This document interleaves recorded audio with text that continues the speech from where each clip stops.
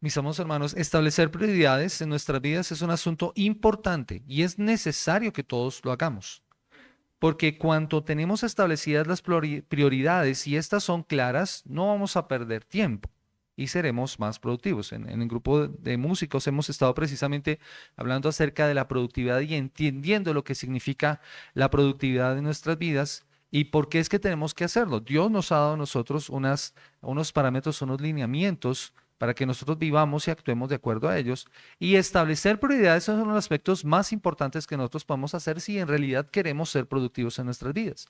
Ahora, si en medio de nuestro mundo atareado y con las agendas tan ocupadas que nosotros tenemos en muchas ocasiones, debemos establecer prioridades en nuestras vidas, imagínate en la labor que estaba realizando Jesús, en esa labor salvadora, cuán importante sería establecer prioridades. Y eso es necesario, mis amados hermanos, porque cuando nosotros no establecemos prioridades, tendemos a perder tiempo. Ahora, pongamos eso precisamente en el caso de Jesús. ¿Qué pasa si Jesús no hubiera tenido prioridades claras, si hubiera estado distrayendo con otras cosas? ¿Qué hubiera pasado con lo que él había venido a hacer? Muy seguramente no hubiera podido lograr lo que logró o alcanzar lo que alcanzó. Ahora, en medio de todo esto sería muy fácil dejarse distraer en lo que nosotros hemos estado estudiando, dejarse distraer por el repentino éxito alcanzado en una sola noche. De acuerdo al contexto, nosotros recordamos que Jesús estuvo en la noche anterior en la casa de Pedro recibiendo a multitud de personas que venían con distintas dolencias y con distintos enfermos para que Jesús los sanara. Y lo que ocurrió es que todos los que iban recibían aquello que estaban buscando. Ahora, sería muy fácil para Jesús dejarse distraer por ese éxito alcanzado una sola noche y dedicarse a cosas para las cuales no había sido enviado. El pasaje nos muestra que Jesús no se deja deslumbrar por esto, por las multitudes que buscaban milagros, sino que su misión es la de predicar el mensaje del Evangelio. Y esto, mis amados hermanos, es importante para nosotros entenderlo porque puede pasarnos a nosotros también. El éxito aparente sobre ciertas cosas puede hacer que nosotros perdamos de vista el norte de lo que el Señor nos ha mandado a hacer y nosotros nos vayamos a hacer aquello que el Señor no nos ha mandado, porque tenemos cierto éxito haciendo eso. El Señor nos ha dado a nosotros unos lineamientos y el mismo Jesús los tiene claro. Y si Él se mantiene en ellos, deberíamos hacerlo también nosotros. Eso es lo que encontramos nosotros en los versos 32 al 34. Jesús tiene un éxito aparente sobre esto que está ocurriendo. Primero, en la mañana anterior, sanando, liberando al endemoniado en la enseñanza, luego más tarde en la casa de Pedro, sanando a la suegra de Pedro y más tarde ese día haciendo todas estas sanaciones. Los versos siguientes nos van a mostrar precisamente la curación de un leproso en esa gira de predicación que Jesús va a hacer. Sin embargo, mis amados hermanos, es importante entender esto. El ministerio de Jesús se va a centrar en un aspecto fundamental y es en la predicación del reino de Dios, no solamente en la realización de curaciones y exorcismos, como lo hemos estado viendo nosotros, demostrando Jesús su autoridad para inaugurar el reino de Dios. Estos últimos, los milagros, las sanaciones, no son el foco central de su ministerio, no son el énfasis de lo que él ha venido a hacer. Este pasaje, de hecho, va a responder con claridad cuáles son las prioridades de Jesús y a qué ha venido. Es por eso que mi objetivo en esta mañana, mis amados hermanos, es que comprendamos cuáles son las prioridades de Cristo en su ministerio y cómo nosotros debemos establecer prioridades a partir de las suyas. ¿Cuáles son nuestras prioridades como creyentes y como discípulos? De allí que este sermón se titule Las prioridades de Jesús. Las prioridades de Jesús. Jesús muestra su total dependencia al Padre en oración y la centralidad del Evangelio y la predicación del Evangelio del Reino por encima de la atención de las masas, de las multitudes a través de los milagros. Jesús había comenzado a predicar y a enseñar de manera pública, como lo estuvimos viendo en semanas anteriores. Ahora ha demostrado y ha venido demostrando su autoridad y cómo Él ha venido a establecer el reino de Dios. Ahora, las noticias de Jesús y lo que él estaba haciendo se han propagado rápidamente como un fuego. Y enseguida ha acudido una gran multitud de personas alrededor de él. ¿Cómo reacciona Jesús? ¿Cómo reaccionan inclusive los mismos discípulos? ¿Cuáles fueron entonces las prioridades que Jesús estableció? Y lo primero que nosotros encontramos ante esto es que Jesús tenía una prioridad clara en cuanto a la oración. Una prioridad en la oración. Versículo 35. Dice la palabra del Señor: levantándose muy de mañana, siendo aún muy oscuro, salió y se fue a un lugar desierto y allí oraba. Como lo vimos, mis amados hermanos, la semana pasada, el contexto nos muestra que Jesús tendría que haberse acostado muy tarde en la noche anterior, el día anterior, después de que ha finalizado el día de reposo. Así que estamos iniciando el día laboral, por llamarlo de alguna manera. Después de que ha finalizado el día de reposo, muchas personas esa misma noche trajeron distintos enfermos, como nos dice la palabra del Señor en los versículos 32 al 34. Vinieron muchas personas con distintas dolencias a la casa de Pedro y él se tomó el tiempo. Eso es lo que nos señala la Escritura. A cada uno le preguntó, tomó su mano y los atendió. Y cualquiera que fuera la situación, él la podía atender. Ahora, eso llevó a que él durmiera o que se acostara esa noche muy tarde, y con toda razón. Estuvo bastante ocupada.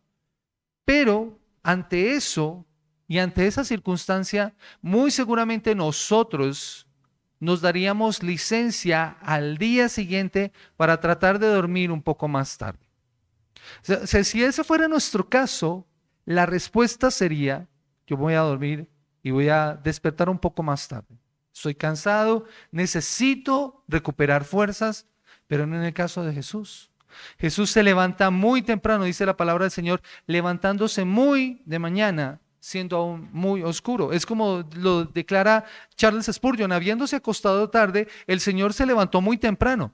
Y no porque no le gustara dormir, sino porque se deleitaba más en la oración que en el reposo.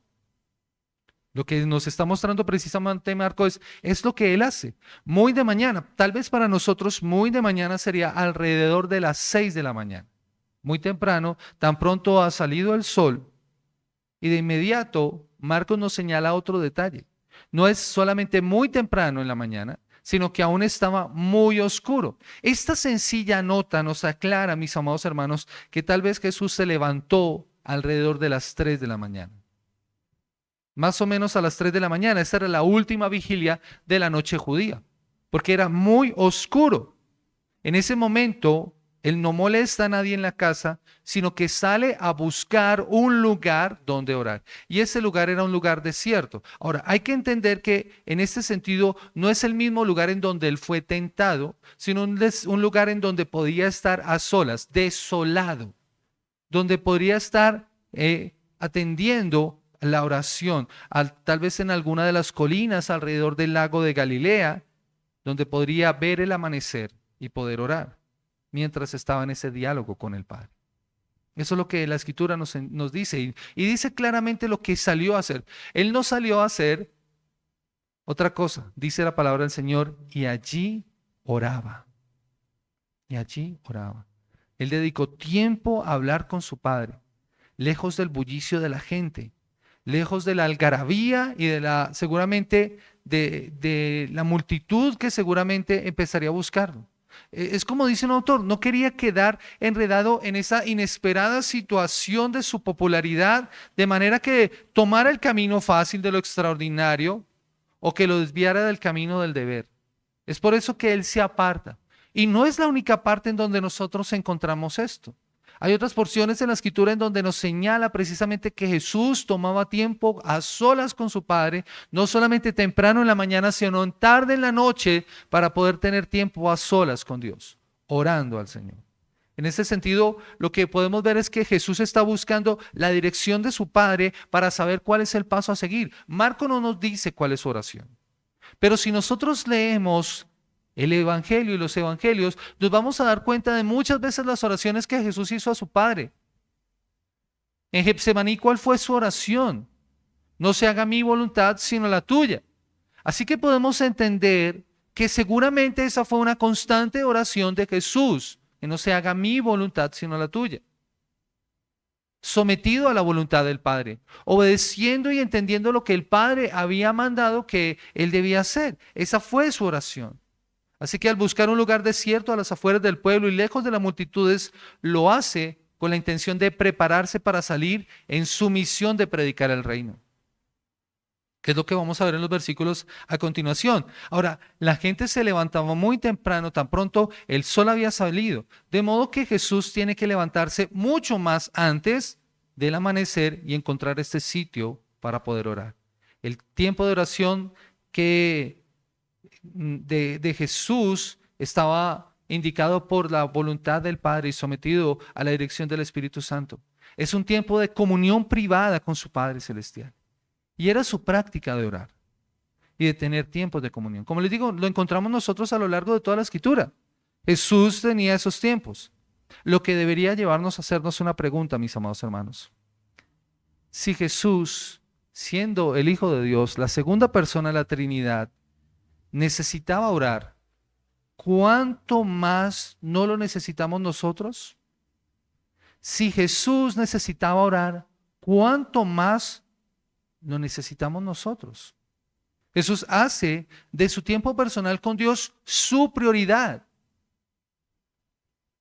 porque de ahí depende su dirección y su guía.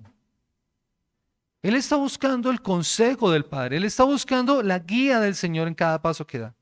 Cristo se fue a un lugar desierto y allí no corría el riesgo de distraerse o la tentación de los halagos de la gente. Por eso se retiraba. Y es como dice Matthew Henry, dice, quienes desempeñan en público la mayor parte de su actividad y de la mejor clase, a veces deben, no obstante, estar a solas con Dios. Mis amados hermanos, todos nosotros somos llamados a vivir de esa misma manera. Sin importar si tenemos un llamado a un ministerio público o si lo hacemos desde nuestra posición como discípulos del Señor. No importa. Todos nosotros somos llamados a vivir de esa manera. Y eso es importante entenderlo porque en muchas ocasiones y en muchos lugares se ha enseñado que aquellos que quieren tener mayor unción y mayor presencia de la vida del Señor en sus vidas, entonces son aquellos que van a estar más tiempo con el Señor. No, mis amados hermanos, eso es algo que nosotros como discípulos, todos nosotros necesitamos hacer. Y a pesar de ese frenético horario de Jesús, el día que nosotros estamos viendo, del que estamos hablando, era un día normal del Señor. Un día de reposo normal del Señor, el Señor se la pasaba así. Y lo vamos a encontrar siempre activo. Así que Jesús decide pasar tiempo a solas con Dios. Él se da cuenta, mis amados hermanos, de que mucho de lo que Él debe hacer, o más bien lo que nos quiere mostrar es que mucho de lo que Él hace depende de su confianza en Dios, depende de la dirección de Dios. Así que también podemos entender, mis amados hermanos, por las expresiones que nos está mostrando Marcos, es que esta oración no era breve ni superficial. O sea, si Él se levantó a las 3 de la mañana y cuando lo encontraron ya el sol había salido, ha pasado muy buen tiempo delante de la presencia de Dios. Esa no fue una oración superficial. No fue una oración pasajera. Duró horas. Porque cuando Pedro lo encontró, ya había pasado tiempo. Lo que nos lleva, mis amados hermanos, a la segunda prioridad de Jesús y es la prioridad de la proclamación. La prioridad en la proclamación y que encontramos nosotros en los versículos 36 al 38. Y dice, y le buscó Simón y los que con él estaban y hallándole le dijeron, todos te buscan. Y él les dijo, vamos a los lugares vecinos para que predique también allí, porque para esto he venido. Podemos imaginarnos el asombro, el tremendo susto que debieron pasar los discípulos cuando se despertaron y no vieron a Jesús y cuando la gente empezó a golpear la puerta para preguntar si estaba Jesús. Porque eso es lo que se nos dice en la palabra del Señor. Esto debió haber pasado, como les digo, alrededor de las 6 de la mañana. Y no encuentran al maestro y la gente de la ciudad empieza a preguntar si estaba Jesús en la casa y si los podía ayudar. Muy seguramente a las personas que no alcanzaron a llegar la noche anterior, llegaron muy temprano en la mañana para poder encontrar a Jesús. Al instante, este grupo de personas encabezadas por Pedro inician la búsqueda. Y la expresión que la palabra en el original indica es que estaban de cacería a Jesús. sea, estaban cazándolo, a ver dónde está escondido para encontrarlo. Así que Jesús no debía estar muy lejos y entre todos podría ser más fácil buscarlo. Así que asumimos que allí están Pedro y Juan, Santiago y Andrés buscando a Jesús, seguramente con algunas otras personas. La intención de Pedro es una intención buena. Él está seguramente asombrado con lo que ha ocurrido hace tan solo unas horas atrás en su casa, y su afán es llevarlo de vuelta a casa y que la oportunidad de hacer algo de hacer algo importante no se perdiera. Era necesario entonces encontrar a Jesús y que él pudiera atender a todas estas personas. Y lo buscan hasta que lo encuentran. Y miren la súplica de Pedro, porque Jesús no desaprovecha esta oportunidad. Pedro le dice, y hallándole, le dijeron, todos te buscan. Maestro, todos te están buscando. Todos quieren saber de ti, todos quieren que tú les ayudes. Pero él no se deja distraer por esto. Tal vez ante la excitación y la emoción que las curaciones han producido, Pedro está emocionado y quiere que él vuelva a casa. Por eso le ruega que regrese ahí, pero Jesús no lo hace. De hecho, el Evangelio de Lucas, vaya conmigo por favor a Lucas capítulo 4, nos da un detalle más. Lucas capítulo 4, versículo 42 al 44, en el pasaje paralelo. Dice la palabra del Señor: cuando ya era de día, salió y se fue a un lugar desierto y la gente le buscaba, y llegando donde estaban le detenían para que no se fuera de ellos. Eso es lo que la gente estaba haciendo. No te vayas, Jesús. Te tenemos aquí con nosotros, te necesitamos. Pedro le dice que las multitudes se habían reunido nuevamente para verle. Todos te buscan. Pero Jesús sabía por qué razón las multitudes le estaban buscando. ¿Por qué razón las multitudes le estaban buscando? De hecho, más adelante nosotros vamos a encontrar en los mismos evangelios que en otra ocasión Jesús alimenta a una gran multitud y al otro día esta gran multitud volverían a buscarlo con una sola intención: que les volviera a dar pan y pescado como lo había hecho el día anterior. Esa es su motivación. O sea, buscaron a Jesús por lo que Jesús tenía que ofrecerles, pero no por encontrarse con Jesús realmente. Así que la motivación de la multitud es una motivación equivocada. Quieren algo de Jesús, pero no quieren recibir a Jesús. Que hoy en día, mis amados hermanos, tristemente sigue pasando lo mismo. Hoy en día sigue pasando lo mismo. Muchos van a Cristo esperando recibir algo de Él, pero sin recibirlo a Él. Muchos quieren algo de Jesús, pero no quieren a Jesús. Jesús no quiere eso. Jesús quiere nuestro compromiso. Jesús quiere nuestra vida entera.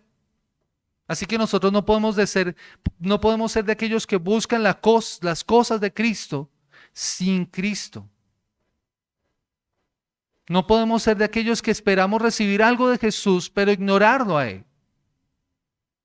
Eso es incongruente, eso es incompatible en la vida de un discípulo. El que quiere algo de Cristo tiene que tener a Cristo. Así que no podemos hacer esa diferenciación. Así que miren lo que hace Jesús. Jesús le responde lo que iba a hacer. No me voy a ir con ustedes, dice la palabra del Señor, y Él les dijo: vamos a los lugares vecinos para que predique también allí, porque para esto he venido. ¿Por qué dejar el apoyo de las multitudes? ¿Por qué no ir con Pedro y atender a este grupo de personas?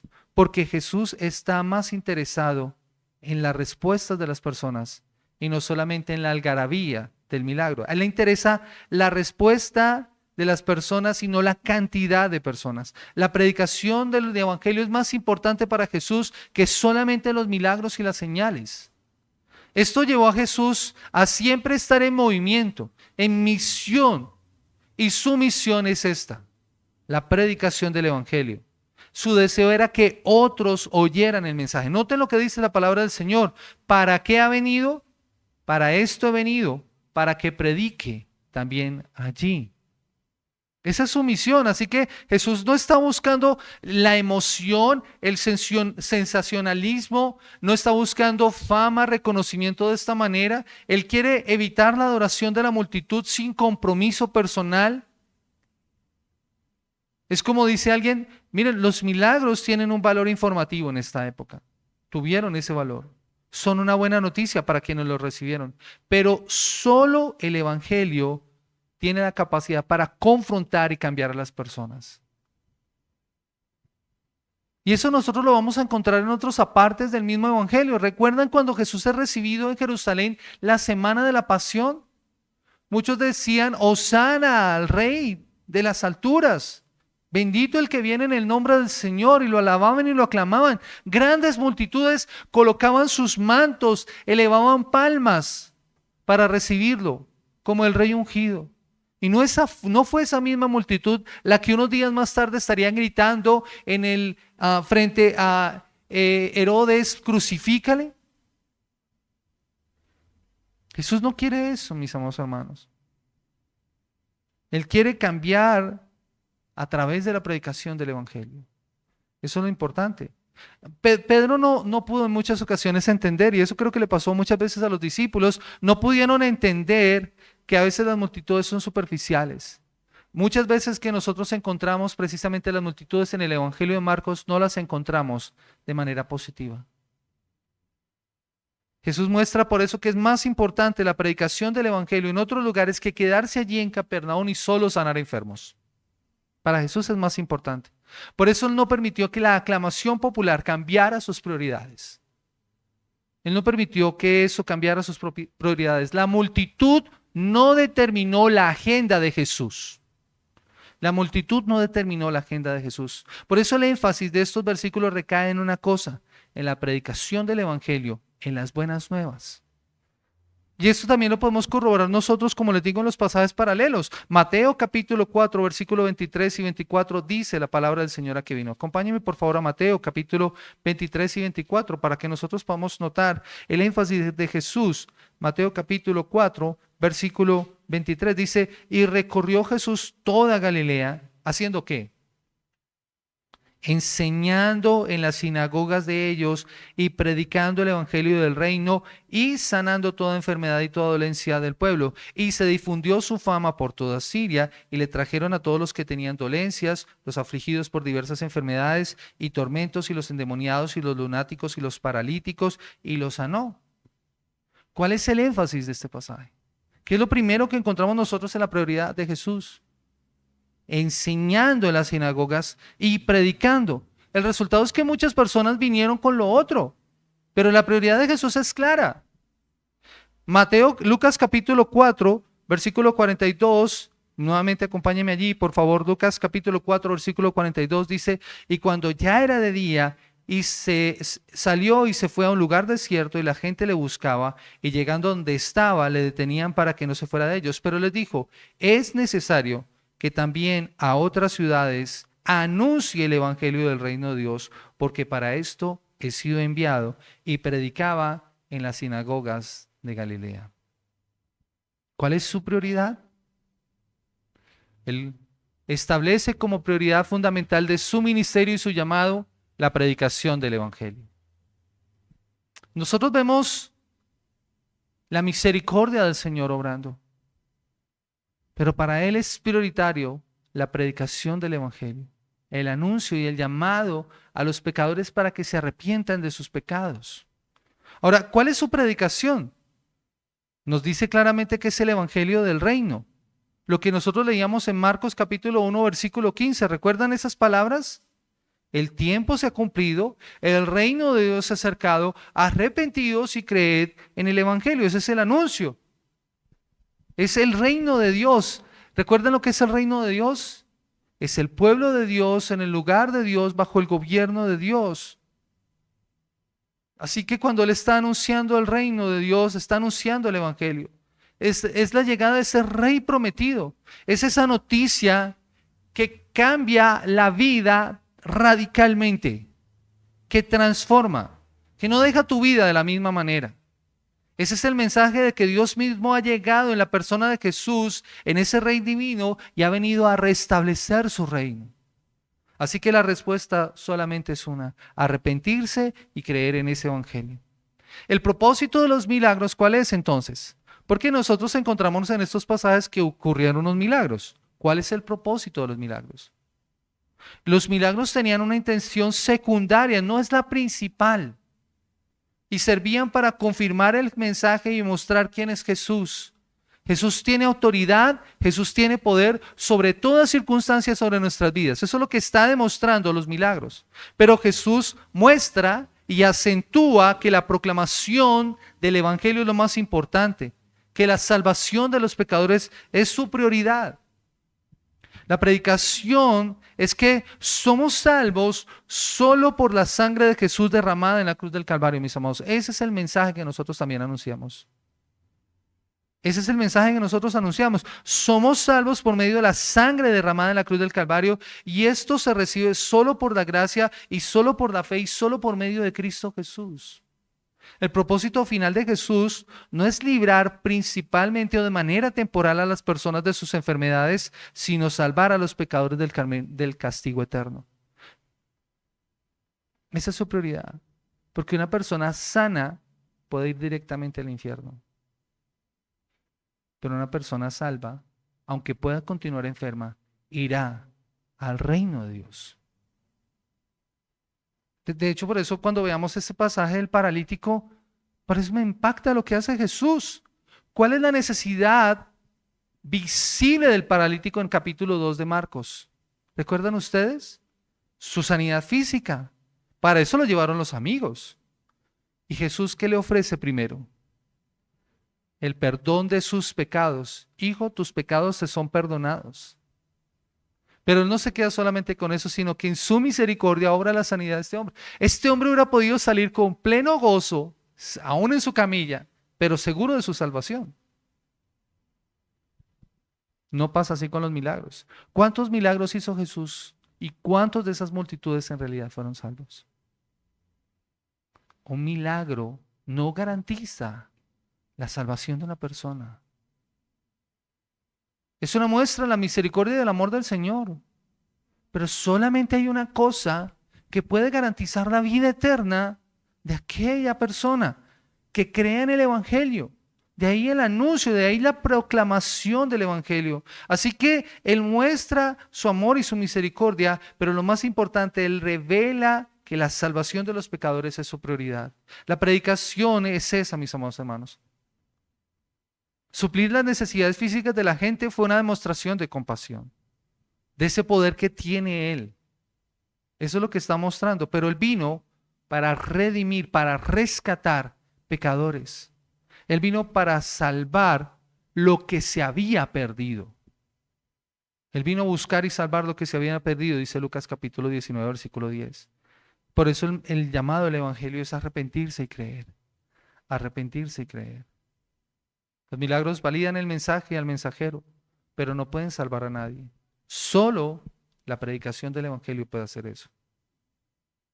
Su recorrido, como dice la palabra del Señor, lo haría en varios lugares, en varias ciudades alrededor, en aldeas más pequeñas, y su propósito es llevar ese mensaje de salvación. Como lo vimos anteriormente, su fama se ha difundido, ahora es recibido y Él está llevando la palabra del Señor. Y lo que nos muestra el versículo 39 es que Él predicaba en las sinagogas de ellos en toda Galilea y echaba fuera los demonios. Y esto es un resumen de lo que Jesús hace en toda Galilea y que nos lleva al tercer punto de este sermón, mis amados hermanos, y es que es la prioridad en la gira de predicación. La prioridad en la gira de predicación. Nuevamente el versículo 39 dice: y predicaba en las sinagogas de ellos en toda Galilea y echaba fuera a los demonios. Jesús cambió las multitudes de Capernaum por pueblos más pequeños sin mucha importancia en Galilea. Y esa afirmación de toda Galilea nos resume esa campaña de predicación de Jesús que pudo haber durado varias semanas. Tal vez nosotros lo leamos rápidamente allí, pero por el contexto podemos inferir que esto debió haber tomado varias semanas de predicación. Así que Jesús comprendía la profundidad de su misión y esto lo lleva entonces a la proclamación como lo más importante. Él sabía claramente a qué había sido enviado, mis amados hermanos, como lo hemos afirmado en esta mañana. Él no viene solamente como un sanador o como un milagrero. Él viene como un rey a establecer su reino. Él es el responsable de establecer el reino de Dios aquí en la tierra. Y lo va a hacer enfrentándose a las fuerzas que se le han opuesto y demostrando su autoridad como lo está haciendo.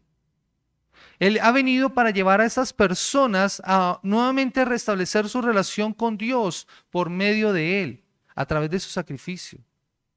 Esas son las buenas nuevas y por eso Él no estaba estático. Uno ve a Jesús y eso es lo que vemos nosotros en el Evangelio de Marcos, es el Evangelio de la acción. Inmediatamente, después, al instante, son las palabras que nos enfatizan esto. Es como si Jesús siempre tuviera lista la maleta para el viaje. Él está siempre activo. Por eso no se deja distraer de su propósito y de su llamado, ni siquiera por el aparente éxito, de modo que no se ubica solamente en Capernaum, sino que recorre toda Galilea. Volverá allí a Capernaum a descansar, a reunirse nuevamente con sus discípulos, pero él estará siempre haciendo recorrido. Y es una invitación y es un llamado que no solamente hace él. Note lo que dice la palabra del Señor. Dice la palabra en el versículo 38, dice, y vamos a los lugares vecinos. Este vamos es un llamado a que sus discípulos vayan con él. Ahora él no está haciendo esto solo, él llama a sus discípulos a que se involucren también en este llamado de la predicación. Eso es importante, mis amados hermanos. Eso es importante. Mis amados hermanos, Jesús ve las necesidades físicas de las personas en Capernaum y siente compasión por ellos, pero no se queda solamente allí. Hay necesidad en otros lugares. La necesidad es que se escuche allí el mensaje. Es urgente que ellos puedan escuchar cómo Dios está recuperando su creación y cómo el reino de Dios ha llegado. No nos podemos quedar aquí, tenemos que continuar. Y como les digo, esto debió haber tomado varias semanas. Algunos dicen que esto debió haber tomado por lo menos de unos 5 a 6 meses este recorrido. O sea, el tiempo fue largo. Piensen en esto, si Jesús tocaba a cada enfermo y hablaba con cada persona, ¿cuánto tiempo le haber tomado hacer este recorrido? No fue un tiempo corto. Eso demuestra la preocupación y el interés de Jesús por dar a conocer el Evangelio. Y por eso hay un énfasis. ¿A qué lugar iba Jesús a predicar principalmente? Dice que a las sinagogas de ellos. Entonces, donde había una sinagoga, allí estaba Jesús enseñando, allí estaba Jesús hablando. Y hay luego esa señal que acompañaba la liberación. Como siempre insistiré, mis amados hermanos, estos milagros se dan en el marco de la predicación de la palabra. Es resultado de escuchar la palabra de Dios que viene esto. No en primera instancia los milagros, porque no hay nada más liberador que el poder del Evangelio. Mis amados hermanos, no hay nada más liberador que el poder del Evangelio. Lo que nos lleva, mis amados hermanos, a considerar algunas aplicaciones e implicaciones de este pasaje. Ya vimos durante este sermón las 3 prioridades de Jesús. ¿Cuáles eran? La prioridad en la oración, la prioridad en la proclamación y la prioridad en la gira de predicación. Así que, a la luz de este pasaje, debemos responder la otra parte del objetivo, mirar la otra parte del objetivo. Cómo nosotros, como discípulos de Jesús, debemos establecer prioridades a partir de las suyas. ¿Cómo nosotros debemos establecer prioridades a partir de las suyas? Mis amados hermanos, este pasaje nos da un poderoso ejemplo a seguir. Este pasaje nos da un poderoso ejemplo a seguir. Y es que después de un largo día, nosotros podríamos excusar a Jesús para que durmiera hasta tarde. No, el maestro está cansado. Miren, le tocó tan difícil el día anterior. Pero miren lo que hace Jesús. Jesús se levantaba muy de mañana, lo que le daba menos tiempo para dormir, pero más tiempo para orar. Ahora, pensando en esto, mis amados hermanos, yo quiero hacer una aclaración. Para nosotros la oración no debe ser una carga. Y con esto no estoy diciendo es que si tú no te levantas a las 3 de la mañana a orar, no estás orando como Jesús. No, piensa y dedica tiempo a la oración. No mires, dice alguien, inclusive Spurgeon decía, no mires ningún hombre a ningún hombre en el rostro sin antes haber visto el rostro de Dios. No hables con nadie sin haber hablado antes con el Altísimo. Es como en Nancy Lee DeMoss cuenta esta historia, dice que el papá no desayunaba sin antes haber pasado tiempo con Dios. Son principios que nosotros debemos establecer. Así que deberíamos preguntarnos, mis amados hermanos, y seriamente preguntarnos, iglesia, seriamente preguntarnos, ¿cómo está nuestro tiempo devocional? ¿Cómo estamos nosotros sacando tiempo para el Señor? Un tiempo devocional. ¿Nosotros lo sacrificamos? ¿Lo acortamos porque estamos cansados? Que es generalmente lo que nosotros hacemos. Ante el cansancio, entonces, uy, no, un poquitico menos, necesito dormir un poquitico más. Y vamos a cortar ese tiempo. Es como en estas semanas que estuvimos escuchando el devocional de Nicolás Tranchini, en una de sus devocionales acerca del tiempo como disciplina espiritual, hay una pregunta que todos necesitamos meditar con regularidad, dice Nicolás Tranchini. Todos necesitamos meditar con regularidad sobre esta pregunta. ¿Cuántos minutos de mi día estoy separando para crecer en mi relación personal con Dios? ¿Cuántos minutos del día, de mi día, estoy separando para crecer en mi relación personal con Dios? ¿5? ¿10? ¿Eres consciente, dice él, de que leer este devocional no es suficiente para experimentar un crecimiento espiritual sano? Yo he escuchado creyentes que dicen, yo hago mi devocional con, no sé cómo se llama la aplicación, Glorify. YouVersion también tiene. Y son devocionales corticos. Y esa es toda su vida devocional. Ahora, ¿está mal usar estas herramientas? No, pero no podemos limitar nuestra vida devocional solamente a esto. Leer un libro devocional. ¿Es parte, ayuda? Claro, ayuda, pero no lo podemos reemplazar. Necesitamos crecer en nuestra vida devocional. Dice Nicolás Tranchini, nadie llegará a enamorarse de Dios solo con lo que lea en estas páginas. Un breve vistazo a las redes sociales hará que se borre de tu mente todo lo que él ha escrito, dice él. Así que, ¿quieres que crezca tu comunión con Cristo? Debes disciplinarte para agendar un tiempo a solas con Él. Así que esta es una prioridad para nuestras vidas. Si era prioridad para Jesús, debe ser también una prioridad para nosotros. Ahora, no quiero poner carga en ninguno. Insisto, Jesús se levantaba muy temprano en la mañana. Lo que tú debes hacer es establecer en tu agenda la prioridad de la oración. Algo que también meditaba él y que me llamaba la atención, no es que tú no lo puedas hacer de noche, solo que a veces de noche el cansancio es tan grande que tú no vas a tener la mente suficiente para poder retener lo que estás leyendo, por ejemplo, en la palabra de Dios. O tu oración no va a ser la más adecuada. Empieza a orar y se duerme. Tal vez el mejor momento sea en la mañana temprano, cuando tú estás con la mente fresca, lúcida, para poder orar. Entonces, no pierdas de vista eso. Establece en tu vida la prioridad de la oración.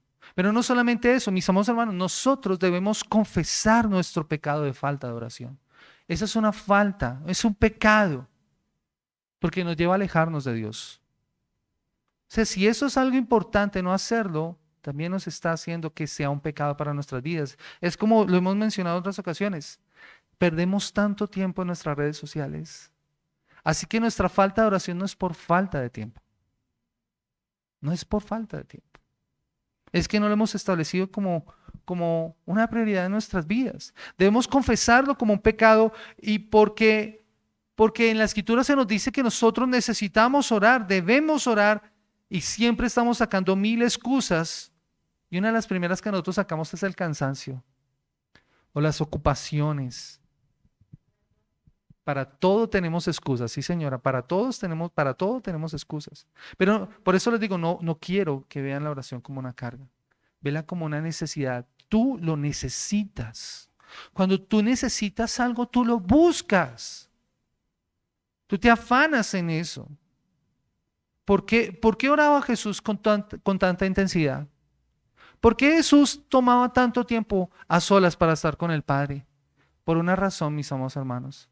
Y esa debería ser también la razón que nos motive a nosotros a orar. Jesús amaba al Padre. Cuando tú amas algo, cuando algo amas, tú le dedicas tiempo. Si tú amas el deporte, a ti nadie te va a decir, esfuérzate por salir a hacer deporte, porque lo amas, lo disfrutas. Cuando tú amas algo, le dedicas tiempo, sea la cosa que sea. ¿Amas a Jesús de la misma manera? Porque si tú amas a Jesús, para ti no va a ser un esfuerzo pasar tiempo a solas con Él. Cuando uno ama a alguien, uno disfruta cada instante con esa persona. Eso, mis amados hermanos, debería ser de la misma manera y aún mayor en nuestro amor para con el Padre. Esa debe ser la motivación para orar. El amor al Padre por medio de Cristo que te ha salvado y te ha dado una nueva vida. Así que no descanses hasta lograr esa comunión íntima y por amor que te llevará a profundizar en una relación con aquel que es tu Salvador. Vívelo de esa manera. Este pasaje, mis amados hermanos, no solamente nos da un ejemplo a imitar, un pecado a confesar, sino también nos da un mandato para obedecer. Todos somos llamados también a ser discípulos. No solamente a crecer en nuestra vida devocional, sino al hacer lo mismo que los discípulos hicieron con Jesús. ¿Recuerdan cuál fue la invitación de Jesús? Él no les dijo, voy a ir a otros lugares a predicar. No, él dijo, vamos, o sea, acompáñenme, vayan conmigo. Como discípulos, nosotros también debemos ir con Jesús a compartir las buenas nuevas del reino. Ese Jesús que nos ha transformado a nosotros es el Jesús que tiene el poder de transformar y cambiar a los que están a nuestro alrededor. En nuestro tiempo también hay lugares en donde no se ha oído el evangelio del reino. Y tal vez ese lugar no sea lejos de nuestro país. Orábamos esta mañana porque Dios levante cristianos que vayan a los lugares apartados para que prediquen el evangelio. Y debemos orar por eso, mis amados hermanos. Pero también en medio nuestro hay lugares en donde no se ha escuchado el evangelio. Hay personas que no han escuchado el evangelio. Hay lugares que han perdido el evangelio, mis amados hermanos. Miren, es triste ver, yo no sé si ustedes han visto noticias o seguramente en las redes sociales lo han visto, lo que pasó ahorita en la inauguración de los Juegos Olímpicos. Mis amados hermanos, esta es una sociedad que ha perdido su brújula moral y ha perdido su norte. Y lo que estamos viendo es la degradación que ha pasado, se ha perdido el evangelio. Pero eso tiene que empezar en nosotros, en nuestros trabajos, en nuestra casa, con nuestros vecinos. Me encantaba algo que escuchábamos en el devocional en esta semana precisamente. Es que ha sido impactante, mis amados hermanos. ¿Cuánto de nuestro presupuesto nosotros sacamos para invitar a alguien a compartir con nosotros el evangelio? Que venga a nuestra casa, que coma con nosotros, un no creyente, para que vea y viva cómo se ve una familia que cree en el evangelio, que cree en Cristo. ¿Cómo nosotros podemos usar aquello que tenemos, que disfrutamos nosotros como entretenimiento? Aún nuestros recursos podríamos usarlos para eso, pero eso es lo último que se nos ocurre a nosotros. Cristo ahora nos ha comisionado a nosotros con ese propósito de llevar las buenas nuevas a todos aquellos que las necesitan. Pero, ¿por qué no lo estamos haciendo? Así que debemos meditar en esto y preguntarnos nuevamente, como lo señala Nicolás Tranchini. ¿Cuántas horas de tu semana estás separando para extender el reino de Dios? ¿Cuántas horas estás separando? Dice él, ninguna, una, 3. Él dice, ¿no eres pastor? Porque es que el error es que pensamos que eso es una tarea solamente de los pastores. No, mis amados hermanos, es claro que no es una tarea solo del pastor. Así que dice, no eres el pastor, genial, mejor aún. Porque según Pablo, los pastores no son los que realizan el ministerio. Los pastores son los que entrenan a los miembros para realizar la obra del ministerio, para realizar el ministerio. Dice Efesios capítulo 4, versículo 11 y versículo 12. a fin de capacitar a los santos para la obra del ministerio. Mis amados hermanos, ustedes son los santos. Ustedes son los santos. Y están capacitados para hacerlo. ¿Qué implica esto en la práctica? Poder responder con un sí a tus 3 responsabilidades esenciales. ¿Estoy usando parte de mi tiempo para servir a otros? ¿Estoy usando parte de mi tiempo para evangelizar? ¿Estoy usando parte de mi tiempo para discipular al menos a un creyente? Así que mis amados hermanos, ese es un mandato a obedecer. Ese es un mandato a obedecer. También debemos cambiar una actitud. Cambiar una actitud en nuestras vidas. ¿Cuál es nuestra prioridad? ¿Cuáles son nuestras prioridades? Porque es muy fácil, mis amados hermanos, que nuestras vidas estén tan ocupadas por todas otras cosas que nos olvidamos que hemos sido creados, mis amados hermanos, para tener una relación con Dios. Y nunca nos sentiremos completos ni tendremos éxito a menos que en realidad mantengamos nuestra comunión con Dios. Y eso también va a ser un motivador para que nosotros vayamos y cumplamos con el llamado de la Gran Comisión. Ayer precisamente estudiamos con los muchachos del equipo que apoya la música aquí en nuestro estudio. Habían 2 frases que son muy famosas. La primera de ellas de Agustín. Nos has hecho para ti y nuestro corazón está inquieto hasta que descanse en ti. El Señor nos ha hecho para Él. Debemos crecer en nuestra relación porque solo allí nosotros estaremos completos. Y la pregunta del Catecismo Menor de Westminster: ¿cuál es el fin último del hombre? El fin principal del hombre es el de glorificar a Dios y gozar de Él para siempre. Glorificar a Dios y gozar de Él para siempre. Así que déjame preguntarte en esta mañana, ¿cómo está tu disfrute de Dios? Jesús nunca dejó que las multitudes determinaran su agenda. Nunca dejó que las multitudes determinaran su relación con el Padre.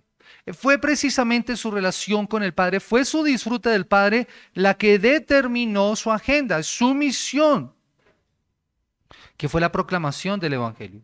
Esa fue su prioridad más importante. Así que, ¿cómo están tus prioridades? ¿Cómo están tus prioridades? ¿Qué es lo que está determinando tu agenda el día de hoy, de esta semana, de tu vida? ¿Es Dios o son las cosas pasajeras de este mundo? Así que, a la luz de lo que hemos considerado en esta mañana, mis amados hermanos, reflexionemos cómo están nuestras prioridades al respecto. Y si estás sin Cristo en esta mañana, si estás sin Cristo, déjame decirte que no hay nada más increíble que una relación con Dios. Y eso solo se puede lograr por medio de la gracia. Imagínate esto, imagínate que alguien que tú no conoces, te da un regalo maravilloso, tú no te lo ganaste y por tanto no lo mereces, pero te lo da, sin más ni más. Miran, así es Dios. Dios te obsequia por medio de Cristo la gracia y la salvación. Algo que tú no te mereces. ¿Qué es lo único que tú tienes que hacer? Arrepentirte y creer. Por eso, si estás sin Cristo, yo te invito a que vengas a Él en arrepentimiento y fe, como nos lo ha señalado este pasaje.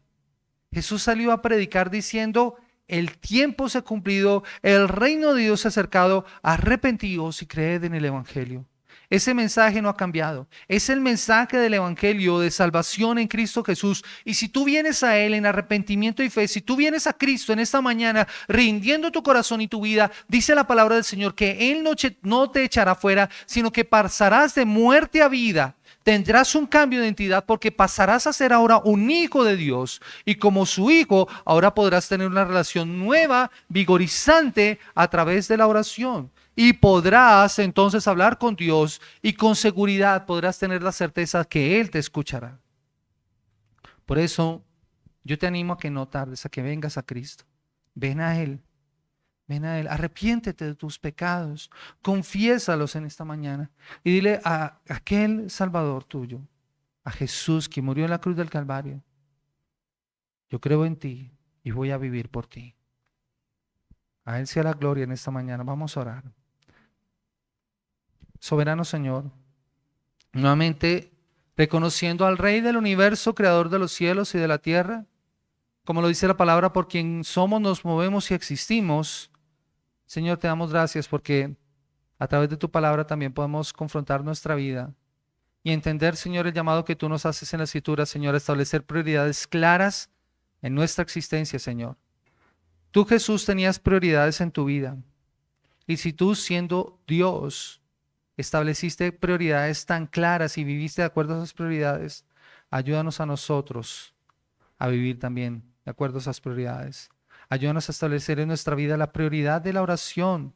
Ayúdanos a establecer en nuestras vidas la prioridad de la proclamación y la predicación del Evangelio, Señor, a la cual tú nos has llamado, a la cual tú nos has comisionado, porque nos has llamado a ser santos. Y esos santos los capacitas para la obra del ministerio. Ayúdanos, Señor, a crecer en nuestra devoción y en nuestra pasión por ti, Señor. De tal manera, Señor, en que el tiempo de oración no sea para nosotros una pesada carga, sino que sea algo deleitoso y gozoso, que podamos disfrutar día tras día, Señor, y que crezcamos en esa relación de intimidad contigo, Señor, de poder discernir tu dirección, pero también poder tener la sabiduría y la confianza que tú nos vas a dar, guiar a cada paso que demos, Señor. Cuando tú abras puertas para la predicación del Evangelio y podamos proclamar al mundo, Señor, que tú eres Rey, que tú eres Señor, y que esas personas puedan llegar a conocerte y a entenderte a ti, Señor, y amarte a ti, Señor. Cuando tú obres en esos corazones, Padre. Oh, Señor, gracias.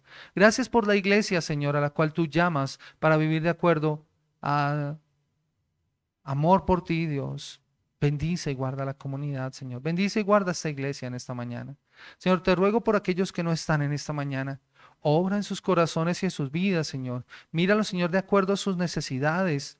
Míralo, Señor, de acuerdo a sus situaciones, Señor. Pero lo más importante, coloca en ellos el querer como el hacer por tu buena voluntad para que te busquen a ti en oración, Señor. Y que no lo hagan solamente en lo privado, sino que eso se pueda reflejar en lo público, Señor, cuando nos encontremos, Señor, en este lugar. Gracias, bendito Señor, por bendecirnos y por guiarnos. Entregamos este día en tus manos y te damos a ti toda la gloria y la honra. Amén. Y amén. Iglesia, que el Señor les bendiga grandemente.